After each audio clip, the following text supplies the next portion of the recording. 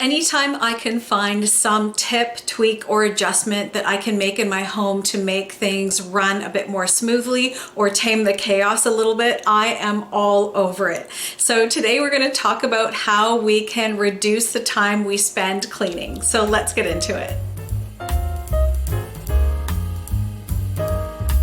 Another trick I learned from one of my mom's Italian friends is if you've already swept and washed your floor in your kitchen and you want to keep it clean longer, but you have something messy to do, take an old tablecloth or a bed sheet and use it as a drop cloth.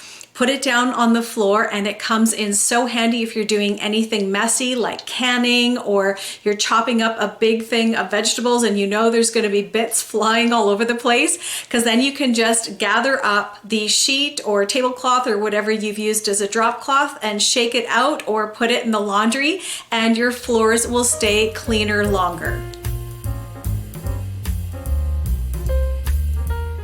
Cleaning the refrigerator is one of those tasks that very few people like doing, and it's one of those things that just has to get done because things get shoved in there and they get knocked over and things spill, and pulling out those shelves is definitely a bit of a challenge. So a really good way to reduce the time spent having to pull out the shelves and wash everything down is by lining them with either saran wrap or some waxed paper and affixing it to the shelves. That way if you have a spill or a leak, you can just gather up the wax paper or the saran wrap and then just toss it in the trash can. And the best time to clean your fridge is when you need groceries, when you have the least amount of things in it.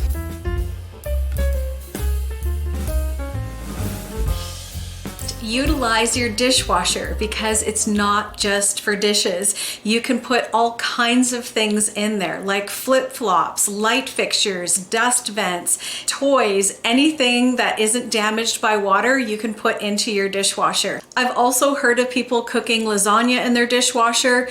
I've never done it, but as an Italian, I probably wouldn't recommend it. If you're going through a season in life where it's hard for you to stay on top of laundry, one of the easiest things that you can do is don't sort it. Don't separate whites and darks and tablecloths from dishcloths or sheets and towels.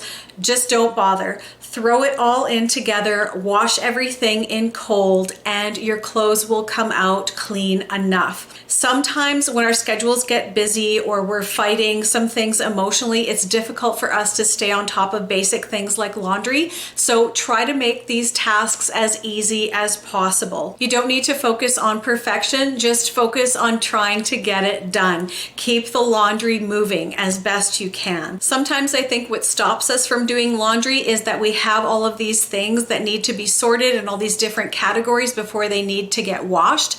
So just don't do it. Just put everything in, don't sort it, and wash it in cold. You won't have to worry about color transfer and your clothes will get clean enough. Just focus on keeping the laundry moving and keeping things going, and it'll run a lot more smoothly and you won't get overwhelmed.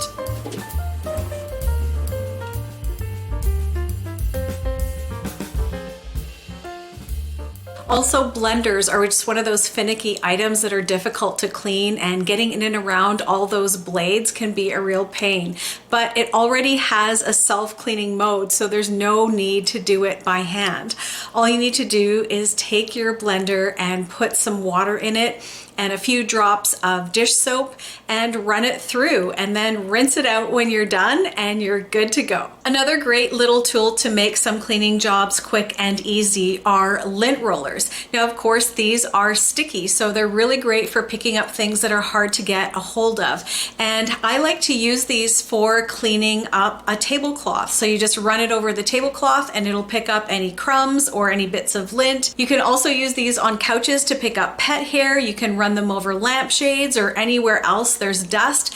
It's really great for the interior of your car as well. So these are handy little tools to have around. Now, I know many of you like to reuse things things like spaghetti sauce jars and pickle jars and use them for storage. And it's really easy to get the jars nice and clean, but the challenge I find is the lids, because the lids, no matter how much you wash them, will still retain the smell of pickles or whatever other food you had in there. So the easiest way I found to get the smells and the stains out of the lid is to use just a tiny little bit of bleach. And I have about a half a teaspoon of it here, so I'm going to pour that inside the lid. And then you just top it up with a little bit of water and just let it sit for a few hours or overnight. And there's no scrubbing, the stains are gone, and you just wash it out well with a bit of soap when you're done and you're good to go. The kitchen trash can is also one of those things that needs to get washed out every now and again, because bags will leak and things spill into it and it pools in the bottom of the trash can and makes a mess. So if you get newspapers or any other kind of junk mail, use those to line the bottom of your trash bin.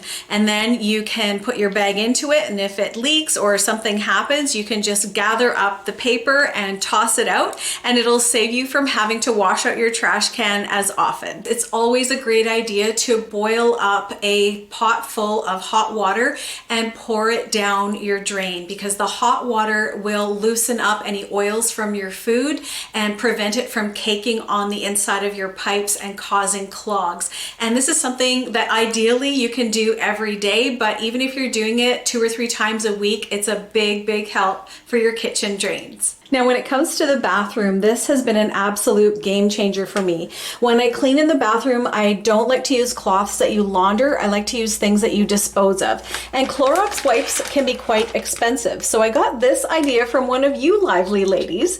And this is just an inexpensive package of baby wipes. And I just keep it here in this basket above the toilet with some all-purpose cleaner.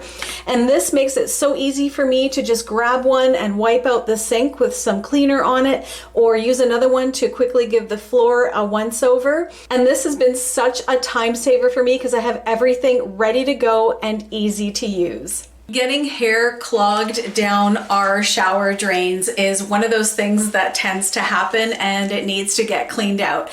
It is also one of my least favorite jobs to do. So one of the things I try to do is use a couple of methods to eliminate too much hair going down the drain in the first place. So one of the things I will do before I wash my hair is give it a good brush. I try to make sure that I'm brushing it for at least a full minute so that I'm getting most of the loose hair out and it's not going down the drain.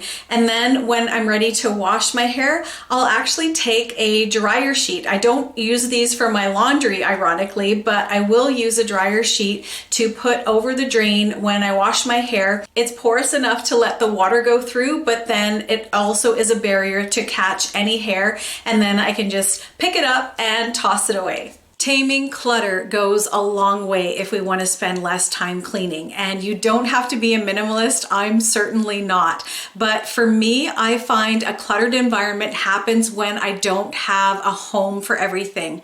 So if I find something and I don't have a place to put it, then that creates clutter.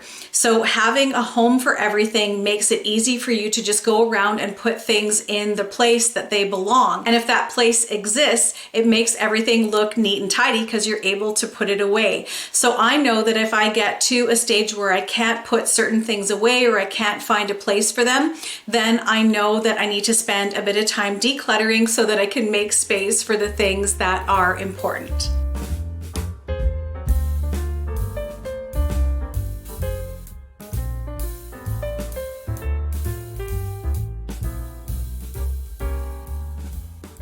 Another tip that's really helpful is to utilize small pockets of time to tidy things up as you go about your day.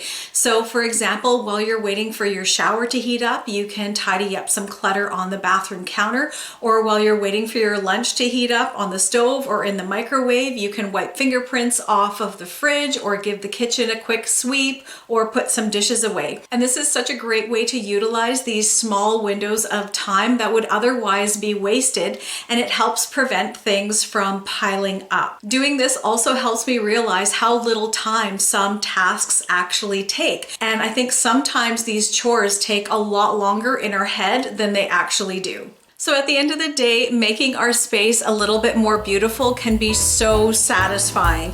And hopefully you'll have found some tips to help you shave a few minutes off your cleaning routine. Let me know in the comments what you think. Thank you so much for joining in, everyone. Take care, and we'll see you in the next one.